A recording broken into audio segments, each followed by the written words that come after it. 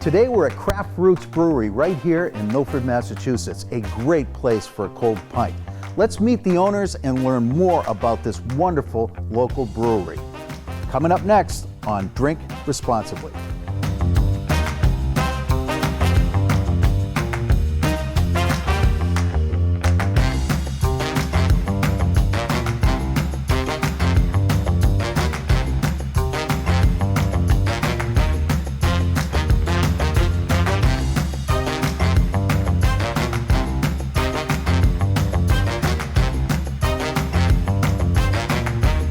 Hi, I'm Maureen Fabry, and I'm the brewer and one of the co-founders of CraftRoots Brewing. My name is Mike Laird, and I'm one of the owners of CraftRoots for Good. So I actually bought a home brewing kit for my wife Robin in 1996, and she never used it, so I did. And I pretty much instantly fell in love with it. Went back to brewing school and started brewing professionally in 1999. And 20 years later, here we are in CraftRoots Brewing. So I've been drinking beer for quite a while. I'm a professional beer drinker, and I think it was in September where I started learning how to brew and learning about all the different nuances of making good beer. We opened up 6 years ago in this location, but prior to that we started on a bit of a smaller scale. It was a 10-gallon size. So that was kind of a new thing for Milford to be the first brewery. We tried it out on a small scale to see how it went, and the beer was a big success, so we decided to take the big step into having an actual tap room here in Milford. But we felt really strongly about Milford. They're very pro-small business. They're very progressive in a lot of ways. They made the process for us really easy. They were super welcoming to the idea. They really loved having a brewery as like a new type of business in town. We're the first brewery in Milford, and actually Robin and I are the first 100% female-owned and operated brewery in the history of the Commonwealth of Mass. I'd say in the last 5 to 6 years in particular, there's really been a boom of women in the industry, and really all levels. Sales and also quality control, and on the brewing side of it too. It's kind of funny how rapidly that change took place. I think the craft beer industry has some pretty incredible people who are innovators, and it's definitely been a kind of ground that's right for people to be themselves and express themselves and you know, be creative and make the kind of beers they want to make. So I think the time is really just right for that to change.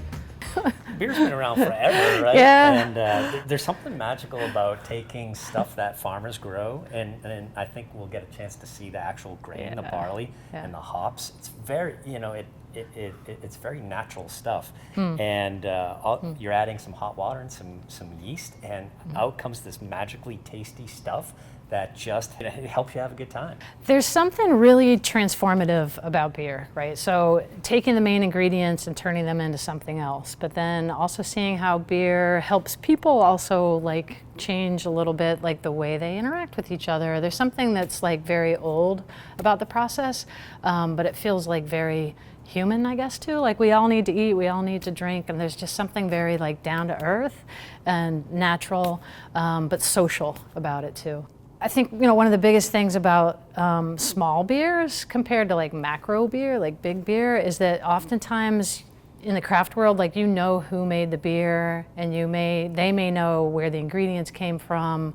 So it's sustainable and it's personal, but oftentimes too, like the recipe is more personal to the brewer, and they can kind of tweak it from one batch to the next. So it kind of has that feeling of like quality and like creativity in it. And while that's wonderful to be able to drink like a Budweiser that tastes miraculously the same if it's brewed in California or New Hampshire, there's something I think really charming about being able to drink the beer where it was made, know the ingredients were made nearby, know the person who made it, know your bartender who served it to you, and that's just kind of the whole like vibe of the craft beer.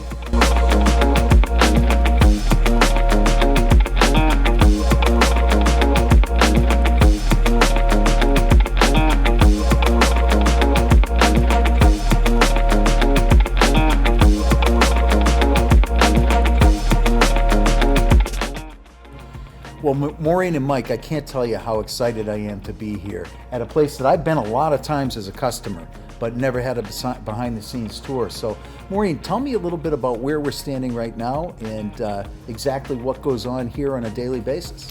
Sure, so we're kind of in the heartbeat of the brewery right here. So this is our brew house where we mix together our ingredients and begin the whole process of fermentation.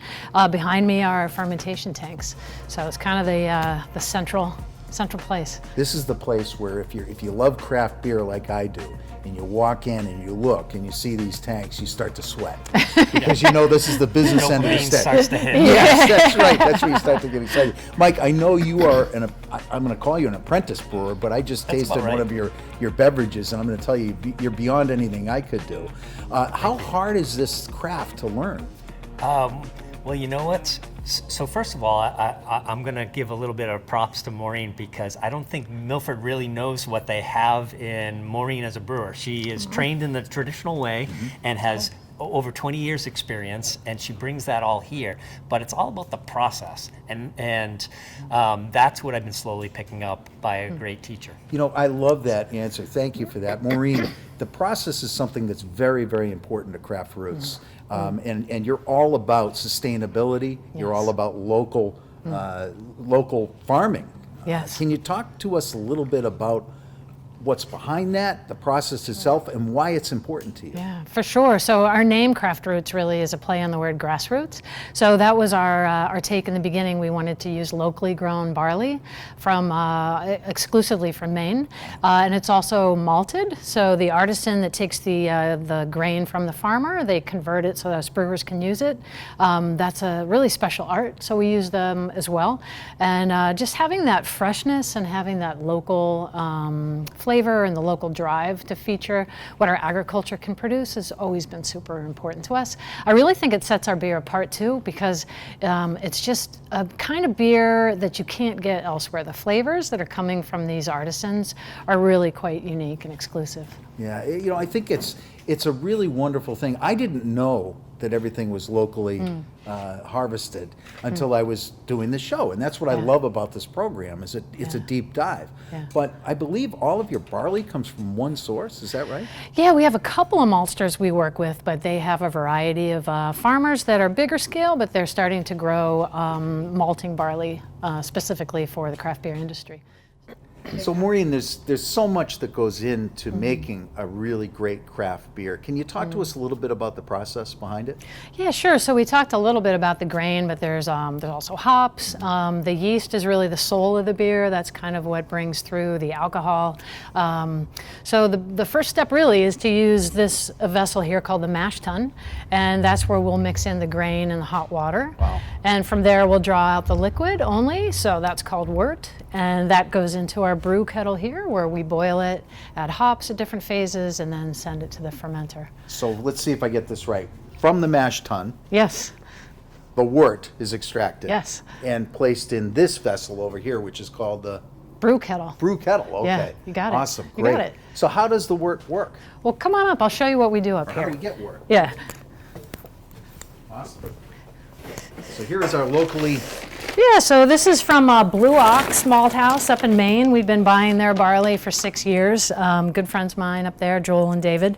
Exquisite flavors that they make in their barley. It really is kind of the soul of our beer. So we'll be throwing this into the mash tun and then adding in some hot water. Terrific. So, Let me give you a hand. yeah, if you want to stir. Thank you. That's not, There you go. Wow, you are a natural at this, Jim. thank you, Maureen. So this is where the magic starts. We're mixing hot water with the barley, and that's going to activate the enzymes that's in the barley that changes the starches and sugars into fermentable sugars. Great. Yeah. Great. So how many gallons go into this?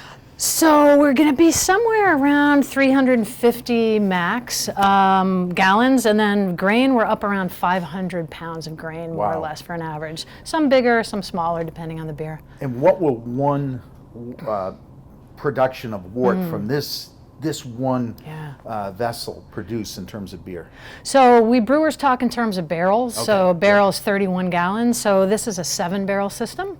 But if you think about kegs, the big half-barrel kegs, that would be 12 of those. Yeah. We package our beer in 6 tells, so it's a 6-barrel, so 36 of those. Wow. Okay, Yeah. so a lot of product in it. I just assumed all of these vessels were the same, but it looks like you have more than one of these. Is that right? So yeah, 1 mash tun.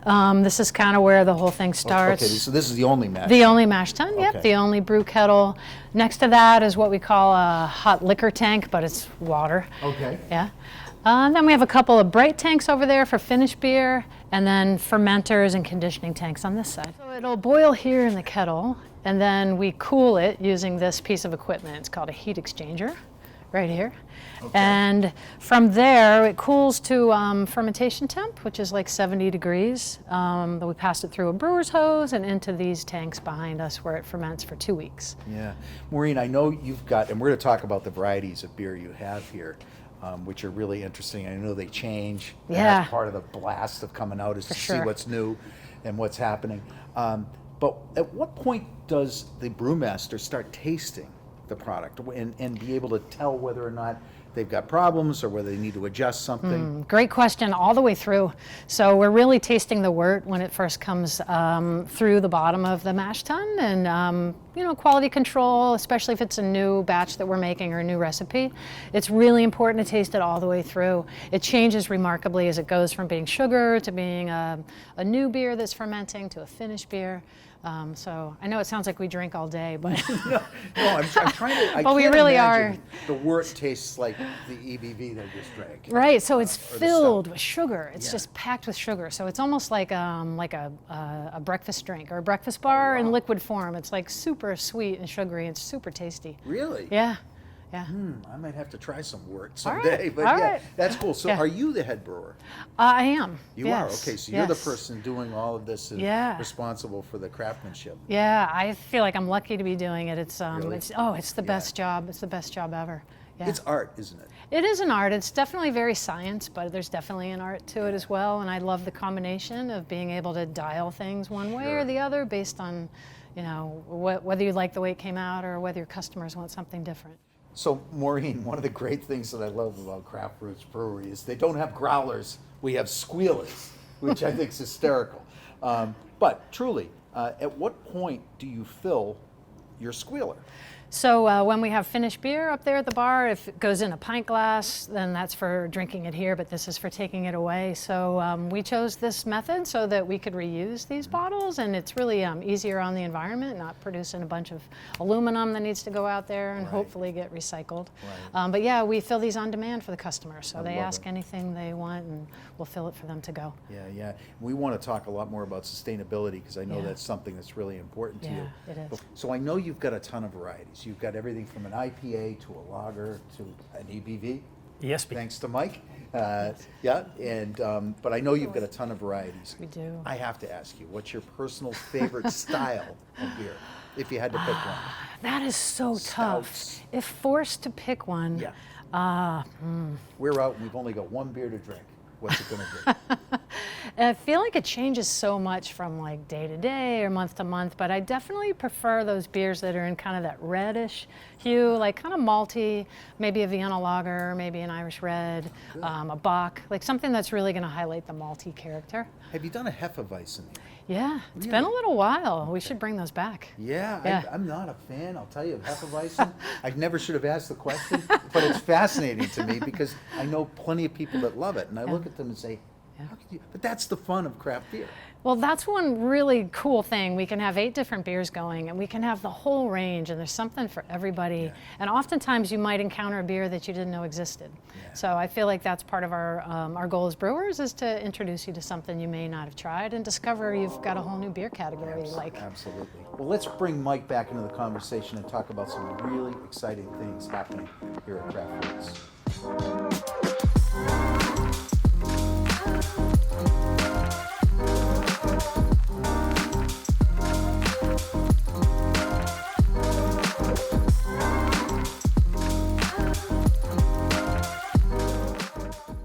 Well, one of my favorite parts of the CraftRoots Brewery, by far, happens to be the bar.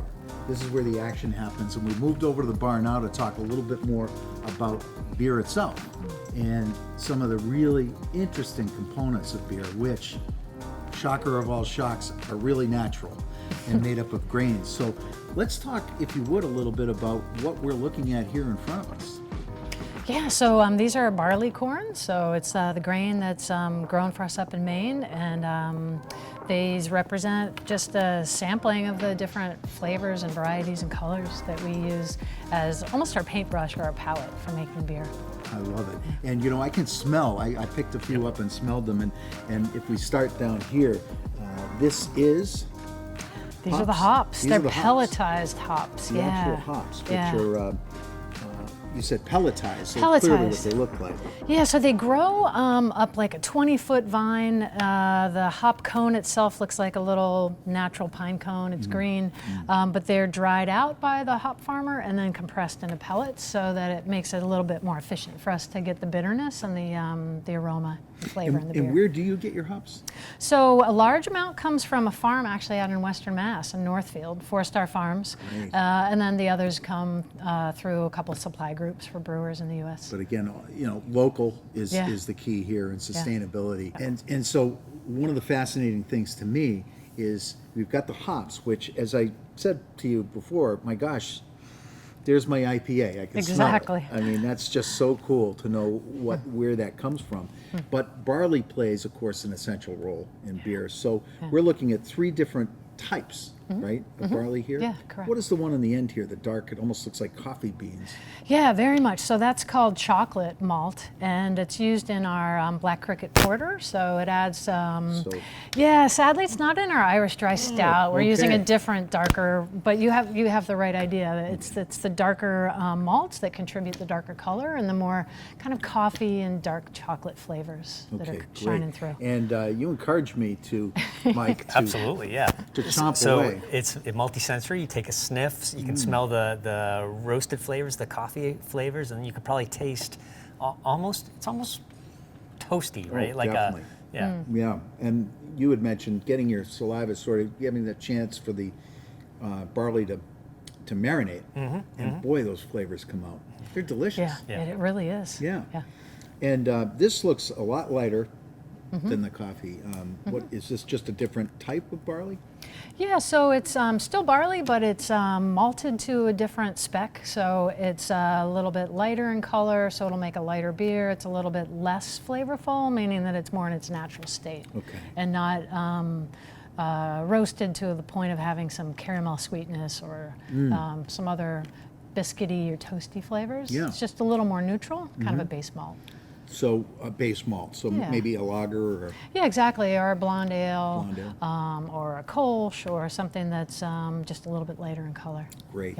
And then finally we have my personal favorite. And likewise. Full disclosure, I cheated a little bit. I had a little bit of these before I came in, but these are really nutty and just a really great flavor, Mike. Yeah, it tastes almost like Raisin Bran. If you let it marinate enough, you can taste the raisin and the bran. Those are one of my favorite, the crystal mediums. And would these be present in your Absolutely. EBV? Yep. Excellent. Well, cheers. I think I can drink to that, right? Definitely. I'm drinking alone. I'm sorry about that part. There we go. Cheers. Cheers. But boy, I just love finding out that, I mean, actually seeing. I mean, we all hear beer's a natural product, you know, blah, blah, blah, what's in it, what's in it. Truly, what's in your beer is water, hops, barley. And a little bit of yeast, which is kind of the magic bullet that brings it all together and makes alcohol. But I think one of the coolest things about what we're doing at CraftRoots is exactly this, like showing our customers what's in beer and they can see where it's made. So it's really not just one of those esoteric products. They see it as an ingredient in an agricultural crop that they can really take in. Yeah. We're talking a lot about beer. Should we do a tasting? Getting thirsty. Do you want to do a tasting? Yeah, for sure. Well, I know I have the toughest job in the world, but my arm's been twisted. And Mike and Maureen were kind enough to pour us 2 flights here so that we can sample the great beer here at CraftRoots Brewery. So what are we looking at? Well, we went light to dark for you, and we're starting off with the blonde, and then we're moving into a clementine puree flavored version of the blonde. Ooh. Yep, it's pretty With tasty. clementine, really? Yeah, Yep, real yep. clementine puree. Wow. Yeah. Wow. And- Yeah. Sure. Cheers. Cheers. Yeah. And this is the The straight blonde. Yep. Blonde. But what I like about Maureen's very blonde recipe is that it's a little bit more floral, a little bit more complex than most blondes without being overly complex. No, the floral is right. That's really interesting. I've never tasted that before. So I think what you're tasting is the locally grown barley, the locally grown hops. I mean, you really can't get this recipe anywhere else because no one else is using Blue Ox malt, no one else is using those hops from 4 Star. And it really highlights local agriculture, what it tastes like. I mean, that's pretty- really delicious. Thank you. It's a Thank very you. clean feel. It's not perfumey. It's just, like you said, a very light floral note. Yeah, this is, in my opinion, obviously I'm biased, but this is one of the best blondes in our region. Yeah. Thank you. Yeah. And so clementine, which our camera lady has been oohing and eyeing about, this is actual clementine puree, you said. Yeah, flown in from California. So real clementine puree mixed with our blonde. Wow, cheers. Mixed with the same blend. Yeah. Oh, wow. Again, very subtle, but very noticeable. Yeah. You know, if that makes sense. Like, Yeah. Yep. like I was saying to you, it doesn't overpower you, Yeah. but that citrus note is really present Yeah. to me. So, wow, cheers. That's delicious. And so I'm moving down the line. This looks like that typical hazy New England IPA. Exactly, like we were just talking about. Yeah, so that's definitely going to feature more of that flavor and citrusy aroma Wow. that we were talking delicious. about. Cheers. Yeah. Cheers. And there it is. Yeah, Yep. What a segue. Yeah. punching you right in the nose. I And mean, there it it is is. very, It's delicious. very hop forward. Thank you. Yeah, yeah. Yeah. And now that I smelled those hops, I know exactly where I Yep. Yeah. gotten that. Yeah. So that was the New England IPA, that hazy style, and this Yeah. looks very similar. It is. It's another example of a hazy New England IPA. So this is our Soul Shine. It features Citra hops, which again are like very grapefruity, very Ooh. juicy.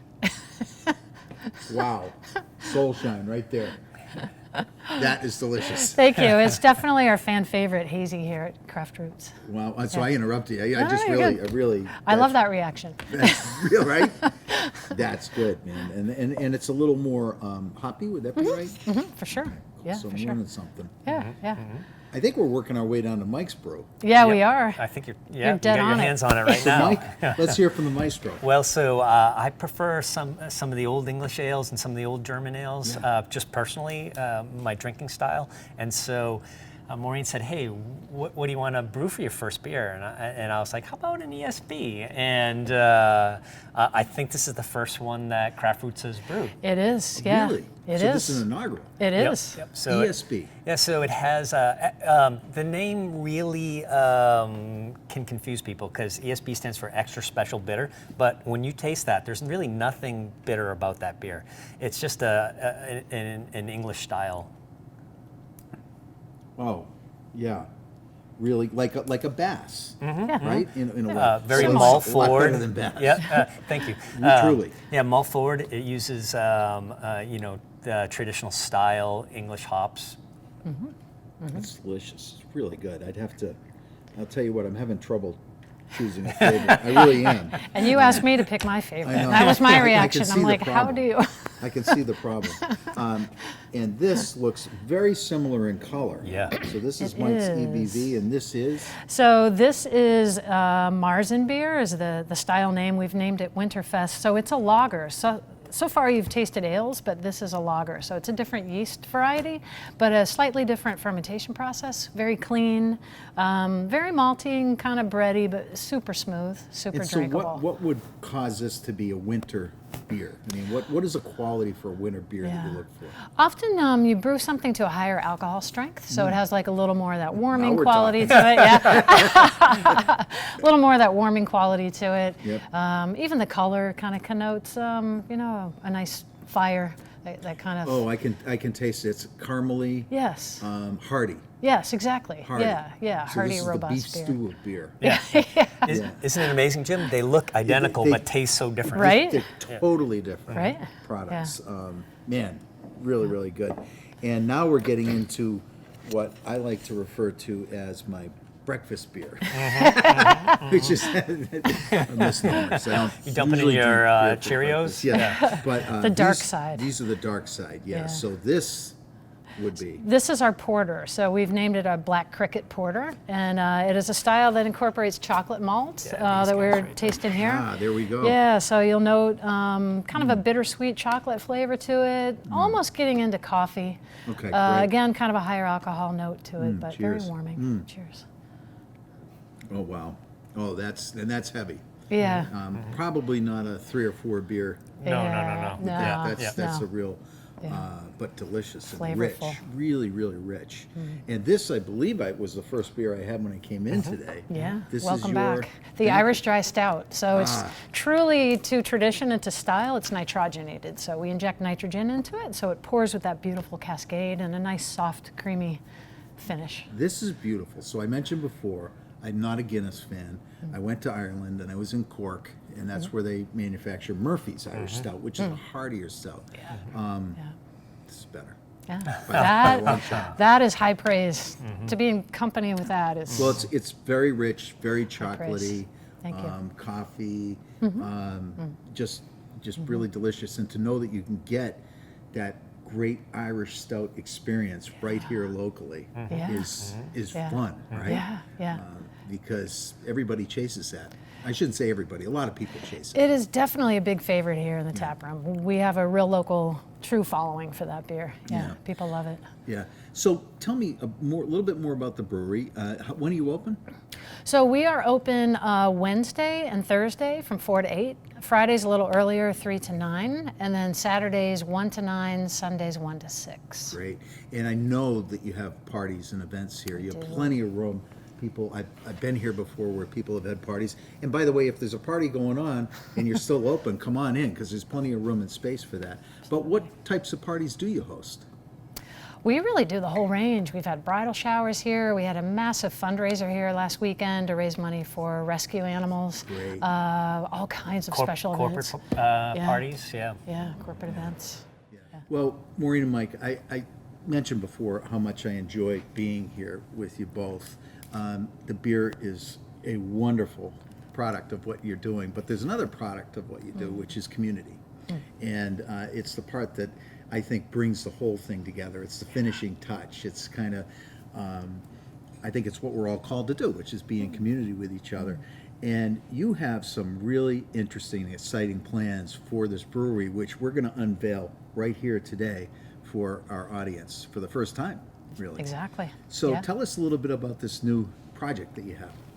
Yeah, so all this good stuff that you're experiencing and that patrons to this taproom have been experiencing for years is going to now do a little bit more than it has been. We have developed a nonprofit called CraftRoots for Good.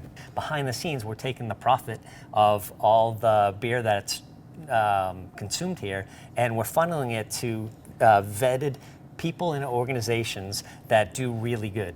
Well, this is something that really excites me, this project, as a customer, because first of all, we talked about the community that happens around craft beer, but there's a lot more that can happen, and I know I can speak for myself that knowing that the dollars that we spend here are going right back into the community, in the profit from those dollars are going right back into the community to help people right here, really excites me, and I know it will be a big discussion point for your patrons going forward. It's pretty incredible the way things have just sort of fallen together, from good friendship, good times, good ideas, good concept. I think our customers are going to be so thrilled to know that it's possible to do a little bit more for the good. What a great place this is. The beer is incredible, and importantly, the owner and the owners are committed to putting money right back into this community for nonprofits that need assistance. So not only can you come here and have a great time and have great beer, but you can also do good by spending your dollars and knowing it's going back into the community, and that is so exciting. I also want to encourage people to come on down and grab a squealer. I mean, how cool is that? Not a growler, a squealer. And these are 32 ounce, which are filled right here. You can't get it any more fresh.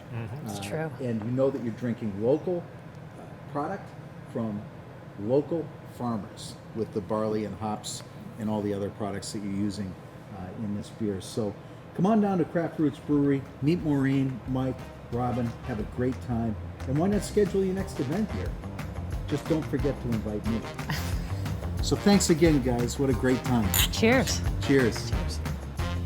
Hey, what a great time we've had today here at CraftRoots Brewery, 4 Industrial Road, right here in Milford, Massachusetts. Why not come down with your family, enjoy a wonderful atmosphere, say hello to Irene or Robin, one of the bartenders, get a tour of the brewery, and most importantly, enjoy their wonderful beer. I'm Jim Derrick. This has been Drink Responsibly. Cheers.